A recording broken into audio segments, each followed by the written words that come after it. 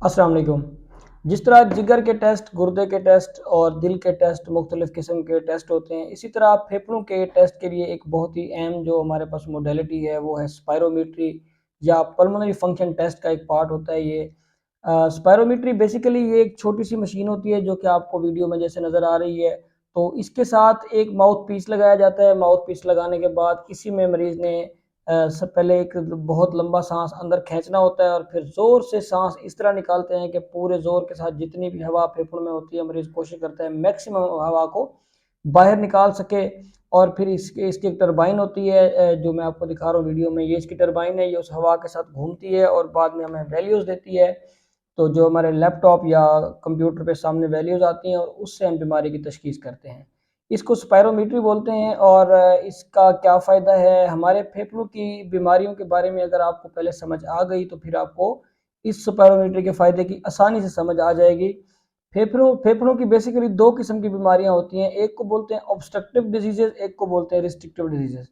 ऐसी बीमारियां जिसमें ब्रोंकियल वॉल थिकनिंग हो जाती है और हवा के जो छोटे छोटे पाइप हैं हमारे फेफड़ों में उनकी तंगी हो जाती है, उनको ऑब्स्ट्रक्टिव डिजीज बोलते हैं। और ऐसी बीमारियां जिसमें हमारे फेफड़े की आर्किटेक्चरल डिसऑर्डर्स हो जाती हैं और उसकी इंटरस्टिशियम जो है वो डैमेज हो जाता है और फेफड़े का सुखड़ाव पैदा होता है, जिसकी वजह से एल्वेओलाई यानी कि एयर सैक्स जो हवा की थैलियां हमारे फेफड़ों में वो डैमेज होती हैं, उसको हम बोलते हैं रिस्ट्रिक्टिव डिजीजेस।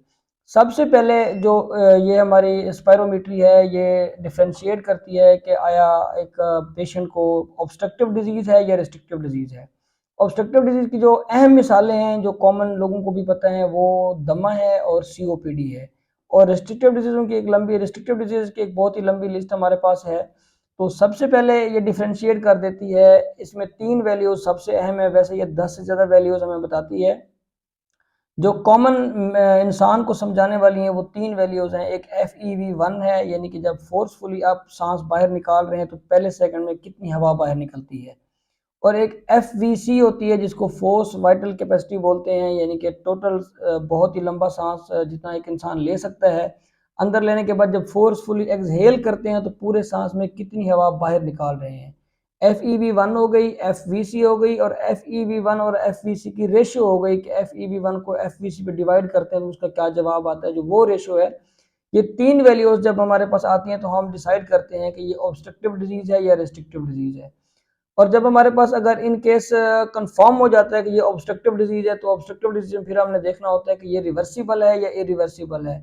जैसा कि दमा एक रिवर्सिबल डिजीज है, उसको जब हम ब्रोंकोडाइलेटर देते हैं और नेबुलाइज करते हैं मरीज को तो उसकी जो बीमारी नेबुलाइजेशन के बाद उसकी जो खून की नालियां हैं उनमें अच्छी खासी रिवर्सिबिलिटी आ जाती है, वो बेहतर हो जाती है, मोर देन 12% उनमें बेहतरी आती है, रिवर्सिबिलिटी होती है। और अगर उसकी रिवर्सिबिलिटी 12% से कम आती है तो इसका मतलब है हमारी जो बीमारी है वो रिवर्सिबल नहीं है, इरिवर्सिबल डिजीज है, उसको जैसा कि सीओपीडी उसकी एक मिसाल है।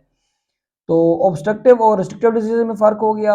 फिर ऑब्स्ट्रक्टिव में आ गई तो रिवर्सिबल और इरिवर्सिबल, या फिर सीओपीडी की जब हम इसकी सीवियरिटी को देखते हैं तो उसमें FEV1 की बेस पे हम ये देख सकते हैं कि हमारी बीमारी कितनी शदीद है। और इसके अलावा FVC की बात करें तो FVC की बेस पे बहुत सारी दवाइयाँ हैं जिनका हम डिसाइड करते हैं कि ये देने का मरीज़ को रिस्ट्रिक्टिव डिजीज़ में फ़ायदा है या नहीं है, या कितनी एक शिद्दत है बीमारी की।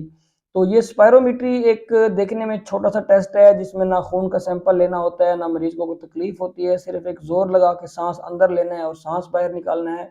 लेकिन बहुत सारी बीमारियों के हमें ये क्लूज मिलते हैं यहाँ से, और इसी पे डायग्नोज करने के बाद हम नेक्स्ट डिसीजन लेते हैं कि हमने कौन से टेस्ट करवाने हैं और कौन सी बीमारी है मरीज को और कितना इलाज देना है, किस स्टेज का इलाज देना है।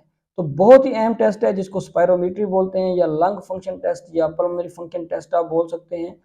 तो ये जो मशीन दिखाई है, इस छोटी सी मशीन के इतनी आपको मैंने इंपॉर्टेंस और फवायद बता दिए हैं। बहुत शुक्रिया।